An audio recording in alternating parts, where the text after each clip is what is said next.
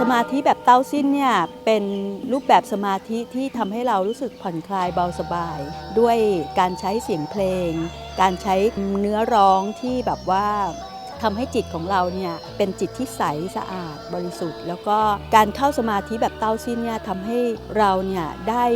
ส่งพลังของความรักความเมตตากระจายให้กับทุกสรรพสิ่งสรรพชีวิตในโลกของเราในจักรวาลของเราแล้วเมื่อเราได้แผ่ความรักความเมตตาออกไปแล้วเนี่ยสิ่งที่กลับมาหาเราก็ทำให้จิตของเราเนี่ยเป็นจิตที่นิ่งสงบเบาสบายและที่สำคัญก็คือเมื่อเราออกจากสมาธิเราจะมีค